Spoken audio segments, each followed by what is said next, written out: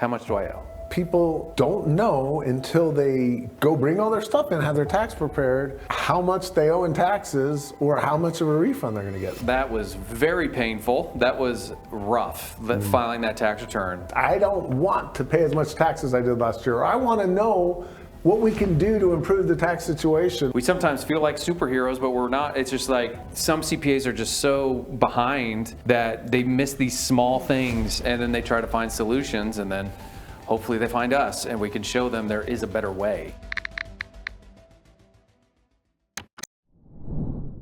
Welcome to this week's episode of the Hidden Money Podcast. Mike and I are here. We've survived tax season. Our team has survived tax season.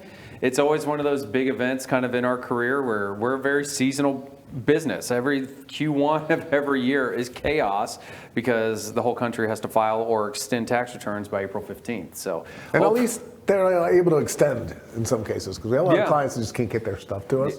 Yeah. Unlike October 15th and September 15th. But yeah. Yeah, so hopefully you guys listening, y'all have filed or extended. If you have done neither of those, you are late, and stop listening, pause this, go do that, then come back. But we have survived, and man, every tax season, every time it ends, it's kind of like weird. You come out into the world, and you can actually feel the sun on your skin again. There's life, spring is here, and we get to actually then change gears a little bit and go back into planning mode. Now, we try to, even like you and I, we plan year round. We're not in the preparation much anymore, but for our team, it's kind of like, okay, all my clients are done, now what? I remember I tell my wife every 15th, I start telling her on the 12th, so just be prepared. I'm going to need you to take the kids. I'm going to sleep for 3 days. I'm not going to want to do anything.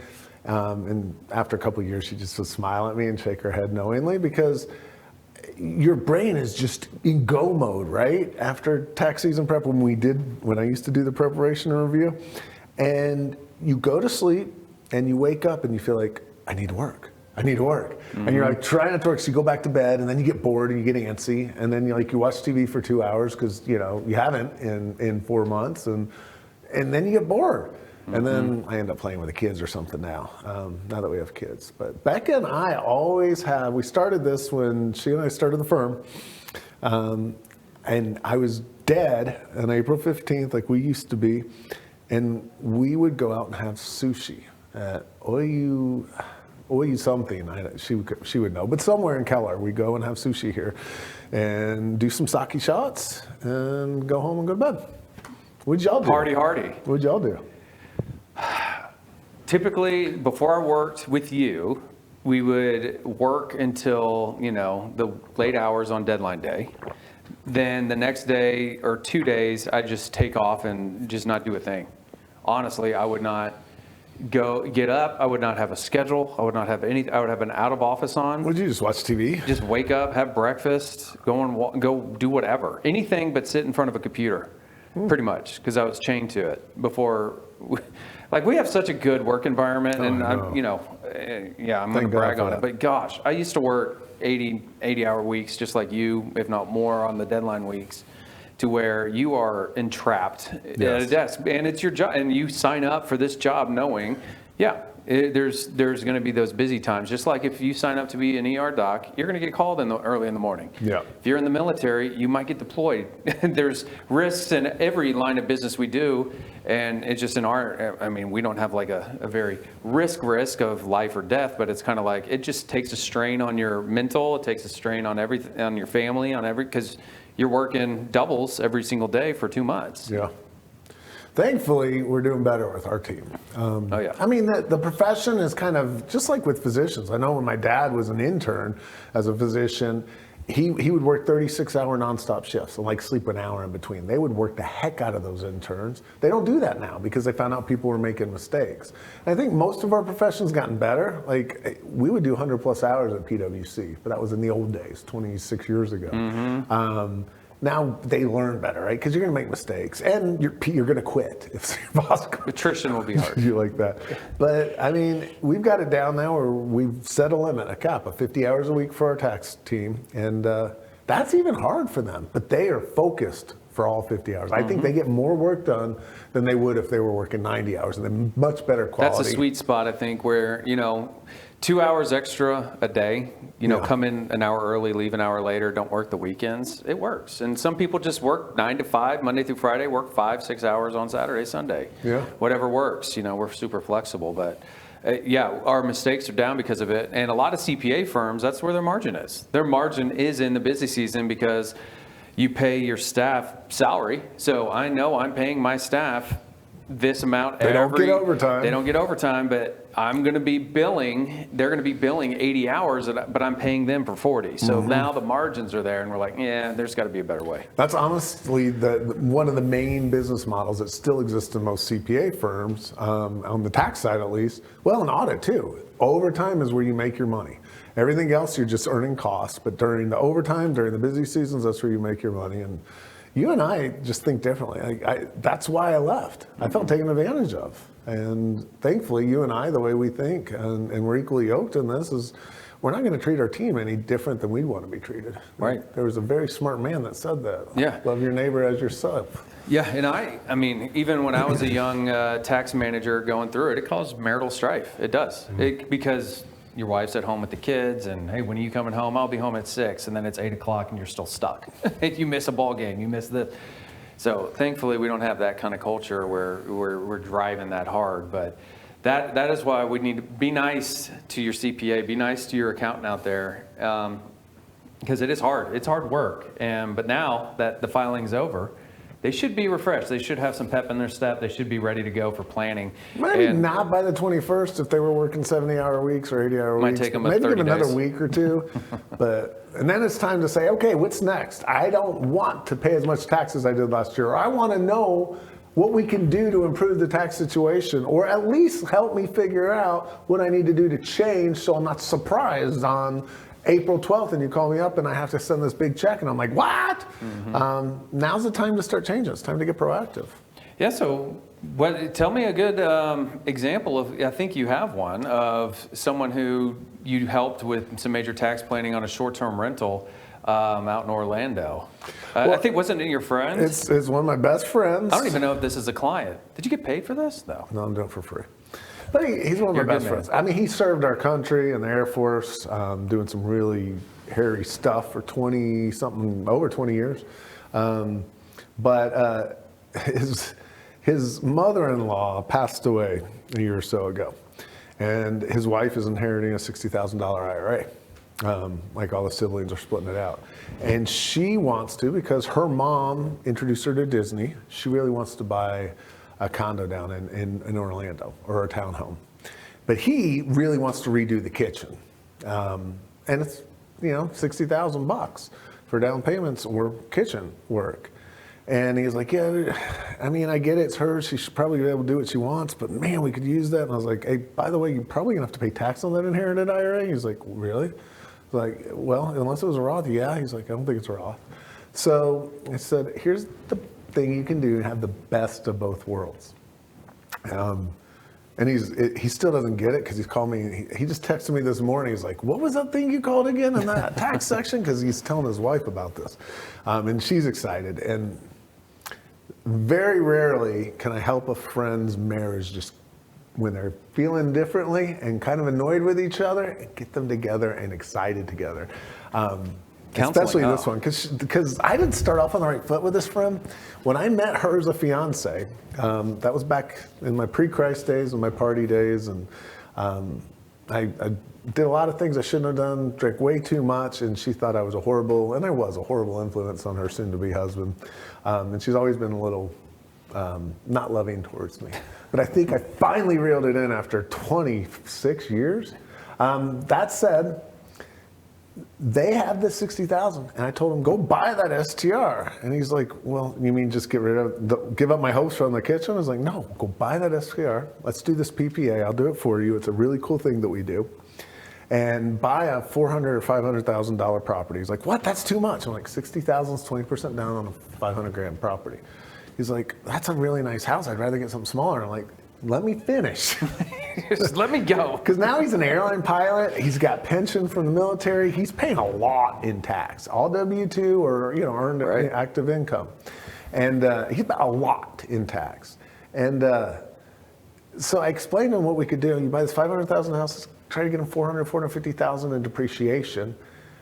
That IRA tax-free now.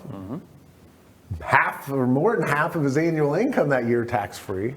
We worked on the numbers, and using that $60,000 down should save about $80,000 in tax. He's like, what? Is this legal?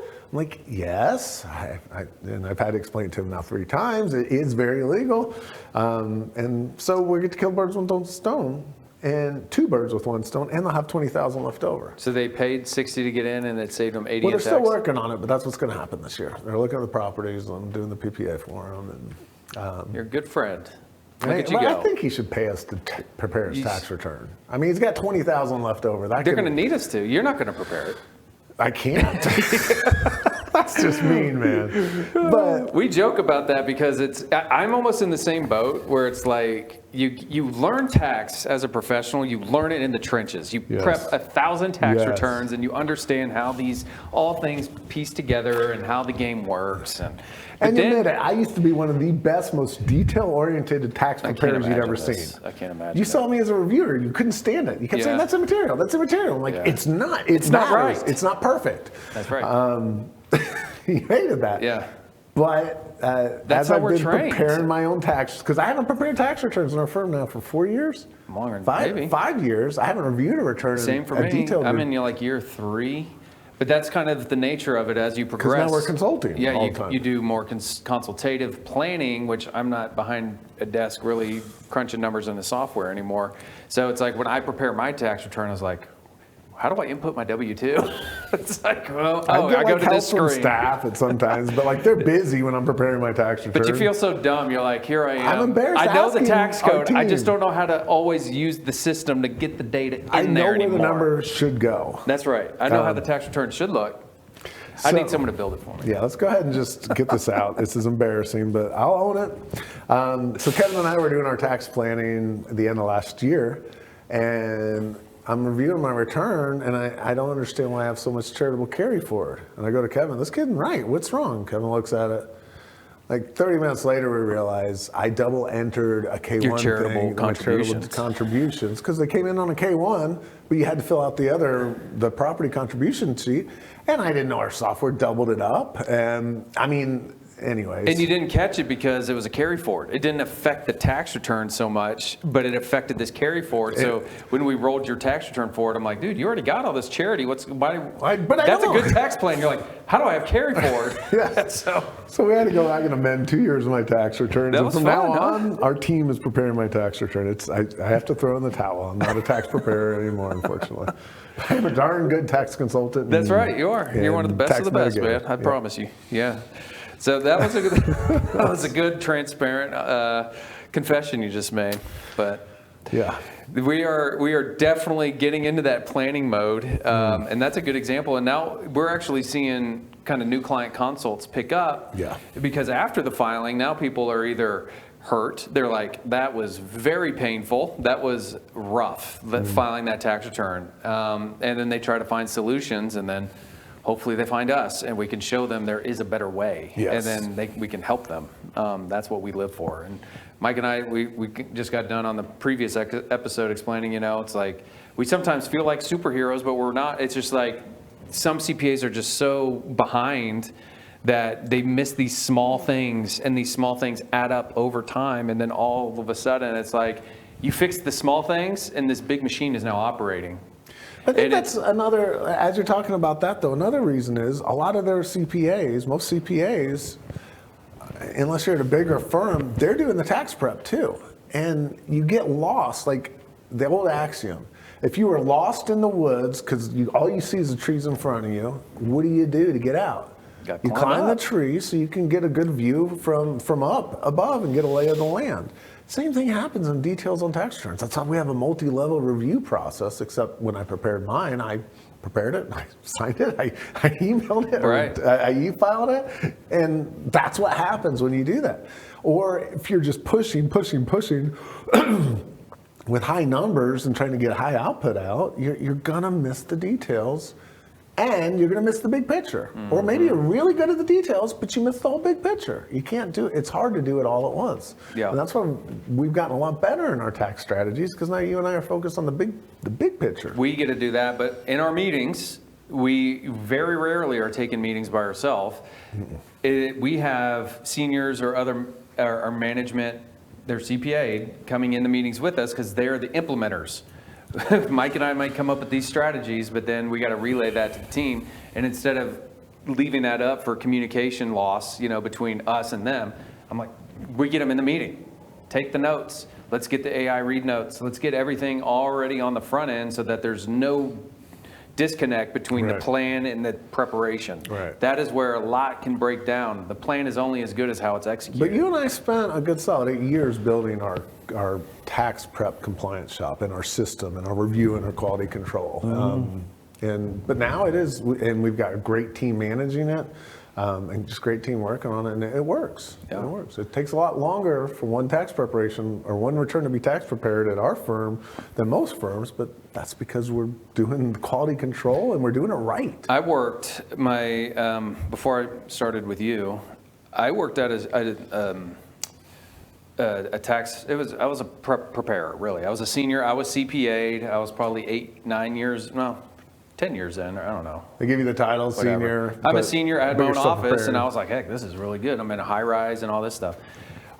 When I first started, I started in like January, so I got trained for the month of January, and then February hit, and all of a sudden, like the administrative, all they do is they schedule you 5 meetings, 6 meetings a day. And these weren't Zoom meetings at the time. These are in-person meetings in my office, and people bring docs. And so here they come in with their docs.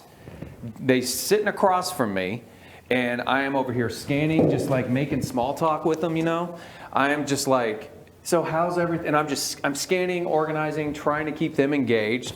Then I get everything scanned in, pull up the PDF, then I prepare the tax return with them there. And I'm asking them, and so I'm like, so how's business? Hey, where's your travel? And they leave my office with a kind of a request list. Or I'd prepare the whole tax return right there. And I'd say, okay, at the end of the meeting, it might be an hour. Sounds like H&R Block. It was close, but this was but the process was where they knew to come in with these documents. Most of the time they had everything, and they would schedule with, the admin, and they just booked me. And, but I would prepare that whole tax return sitting there, no review, and very little, hey, back and forth, hey, can you find me this or that? They always want to know, how much do I owe? Or what's my refund? And I'm like, I always had to kind of cover my own butt because I was like, this has not been reviewed. This has only been prepared in this hour that we've been here. But I will tell you, with what I have entered, with what you gave me, this is what you have. But I will let you know, just letting you know. But there are so many shops that operate that way where they don't even have a review process. You sit down and then they actually file your tax return while you're there. Yeah. And then all of a sudden it's kind of like that is scary to me. It is scary. And it's also sad that people don't know until they go bring all their stuff in, have their tax prepared, how much they owe in taxes or how much of a refund they're going to get. Because there's no strategy, there's no tax planning involved. And unless you're going to be proactive. Was it Santayana had this quote, those who refuse to learn history are condemned to repeat it. If you keep doing that year after year after year, it's always going to be a surprise and you don't own it. You got to get on top of it and own it. And that's what tax planning is. That's what we do. That is. And that's what you should do. We like to overstaff too. I mean, because if we grow in clientele and we keep the same staff, 50 hours a week doesn't cut it. No. So we are investing a lot in people because we want to maintain our culture. We want to maintain our hour requirement, if not even get it lower. And if you have to work them to death, they're not going to catch. I mean, our staff are learning to catch big things because before they've it even seen gets it to the managers. It's nice. It's very hard as a strategy company that we are getting tax preparers that can be trained on this as well. And so it's very expensive and costly for the client, for us, if we lose an employee or whatever happens. Because we have so many different kinds of clients, so many different kinds of tax planning theologies and opportunities that we put in place. It's not the same thing in and out. Like my first internship at PricewaterhouseCoopers at their venture capital and private equity group, it was tax. All we did was investment partnership taxes. That was it. And by the end of that first tax season, I mean, granted, we were working 100-hour weeks, so it was like 2 tax seasons of experience. Yeah. By that April 15th, I knew how to do special allocations, and I could do an investment partnership tax return very well. But it was a rinse and repeat. That's not our client base. No. And thank goodness that we don't have to rinse and repeat, because that's, even all these, I'm seeing all over, I don't know, I got on social media over the holiday, or over the post-tax season time, and I saw all these people now on Facebook claiming to be a tax planning person. Like a whole bunch of people. We're proactive. Like, I didn't see that last time I was on social media 3 years ago. But apparently it's big The now. algorithm got you. But you go in and you look at their website and they have like 3 things. 3 ideas. 3 ideas. One of them had 5 ideas. Oh, wow. And you look and a lot of them aren't CPAs. Most are like EAs. Some are CPAs, but like you look at their background and they haven't been doing tax planning forever, but they learned 2 or 3 strategies. Thank goodness it's improving. At least there's some strategies there, but you're going to push those 3 strategies on every one of your clients. Yeah. I mean, it's taking the strategies I know and I'm comfortable with and applying to my entire client base, instead of getting your client in front of you and knowing what strategies are available and then applying the specific strategies that fit their needs, their cash flow, their budget, their income, their personality, their desires, their life plans. Risk tolerance, yes. Whatever. I mean, tax planning is a spectrum of what it could be. So our team is top notch. Like our seniors, I'd put them up against most managers and maybe even senior managers in a lot of the tax field, because they're broad. And we're keeping them. I mean, our requirement, we treat our people real well. So if you're a client of ours, hopefully you've had the same person for probably 3-4 years, right? And we're going to keep it that way. We want to grow this firm in a way that honors our employees. The only time our clients lose their team members because they got promoted. Yeah. And we're cool with that. Yeah. They'll still review your return. Because the managers aren't prepping tax returns. So we're like, yeah, the guy that's been prepping your return for 3 years, yeah, he's doing so good, he's now in a review role. It's like, okay, hopefully they understand that. Yes, so hopefully. But yeah, thanks for kind of hearing us jab on about kind of the tax profession and how us CPAs kind of handle tax season and our industry and things like that. I think it's just kind of important that y'all understand kind of how a CPA firm functions a little bit, how our theology is on our employees, on people, how we treat people, because this is a people first business. That's how our employees, our clients, it is relationship. We actually have our core values. Revo is our core values, and R in Revo, the acronym, is relationships. We need to make sure our internal relationships with our teammates are good and our external ones with our clients. So let's see if we can do all the other parts of Revo. So R is relationships. Excellence. E is excellence. Yeah. V. Value.